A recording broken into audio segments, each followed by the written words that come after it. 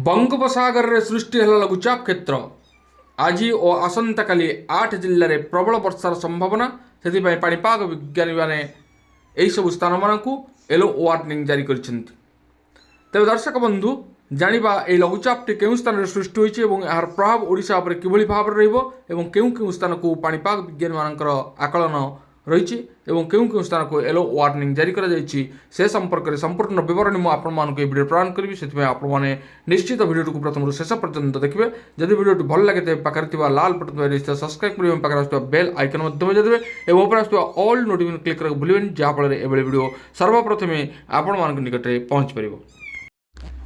तेबे आसतु जानिबा आजिर यह पाणीपाग संपर्कित व लघुचाप संपर्कित वर्षा संपर्कित विशेष गुरुत्वपूर्ण खबर को। बंगोपसागर सृष्टि है लघुचाप क्षेत्र 2 दिन धरी राज्य में वर्षा नहीं पाणीपाग केन्द्र सूचना। उत्तर उपकूल और दक्षिण ओडिशार किछि जिल्ला रे वर्षा नहीं अलर्ट जारी करिछि पाणीपाग विभाग। आंचलिक पाणीपाग विज्ञान केन्द्र सूचना मुताबक विषुव भारत महासागर और संलग्न दक्षिण पूर्व बंगोपसागर उपर वायु घूर्णिबलय लघुचाप क्षेत्र में परिणत होइछि। यार प्रभाव में एक लघुचाप क्षेत्र सृष्टि होवार संभावना रही। यह पश्चिम उत्तर पश्चिम दिक को गति करी अधिक सुस्पष्ट हो। यार प्रभाव में आज और काली 2 दिन धरी राज्यर केतेक जिल्ला रे वर्षा सह 30 ରୁ 40 किलोमीटर बेगर पवन बहिबार संभावना रही। एने भुवनेश्वर आंचलिक पाणीपाग केन्द्र पक्षर संपृक्त जिलागुड़ी को येलो वार्निंग जारी कर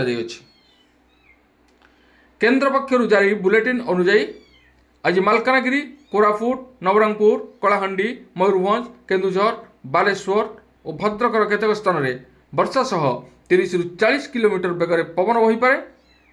एतत् व्यतीत अन्य केतेक जिल्ला रे वर्षा हालुका वर्षार संभावना रही पाणीपाग विज्ञानी मैंने कहते।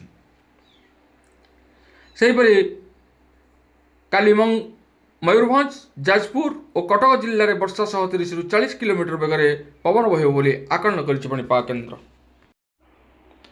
तेरे दक्षिण पूर्व बंगोपसागर में सृष्टि है लघुचाप क्षेत्र स्पष्ट लघुचाप प्रभाव में आज राज्यर विभिन्न स्थान में वर्षार संभावना। काली उत्तर और दक्षिण ओडिशार किसी स्थान में आकाश मेघुआ रहिबो। काली घड़घड़ी सह वर्षा नहीं 16 जिला को येलो वार्निंग जारी कर वज्रपात सह 30 ରୁ 40 किलोमीटर बेगर पवन बहिब बोली पाणीपाग विज्ञानी मैंने आकलन कर। एने किछि जिला को येलो वार्निंग जारी कर भारतीय पाणीपाग विभाग बा आईएमडी। दक्षिण पश्चिम बंगोपसागर और सीमावर्ती भारत महासागर अंचल में सृष्टि होता लघुचाप क्षेत्र सक्रिय रही।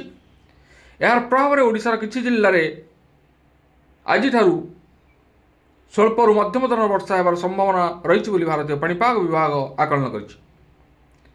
तेज आज एवं काली मालकानगिरी कोरापुट रायगड़ा नवरंगपुर मयूरभंज बालेश्वर भद्रक कटक जगतसिंहपुर केन्द्रापड़ा खोर्धा पुरी केन्दुझर जाजपुर और कलाहांडी जिलार केतेक स्थान में हालुकारु मध्यम धरण वर्षा होवार संभावना रही। यही सब जिला को येलो वार्निंग जारी कर सहित मालकानगिरी कोरापुट नवरंगपुर कलाहांडी मयूरभंज केन्दुझर बालेश्वर भद्रक यह सब जिले में वज्रपात सह 30 ରୁ 40 किलोमीटर बेगर पवन बहिबार संभावना रही। यही सब जिला को येलो वार्निंग जारी कर पाणीपाग विभाग।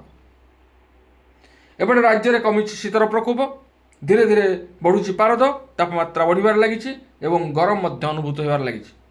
आग को आसूची भयंकर ग्रीष्म प्रभाव जार सामना करने कष्टकर हो पड़ो। तेणु पाणीपाग विज्ञानी मैंने पाणीपाग उपर संपूर्ण तीक्ष्ण दृष्टि रखिंट। प्रतिदिन तापमात्रा निश्चित आम हस्तगत एवं किभली भाव में सतर्क रहा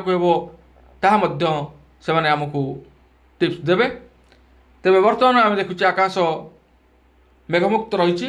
तेज पाणीपाग आकलन अनुसार आसूची वर्षा से आमको सतर्क रहा। तेज ये आज पाणीपाग संपर्कित विशेष गुरुत्वपूर्ण खबर। आज पुणी देखा आगामी वीडियो रोचे। धन्यवाद, नमस्कार।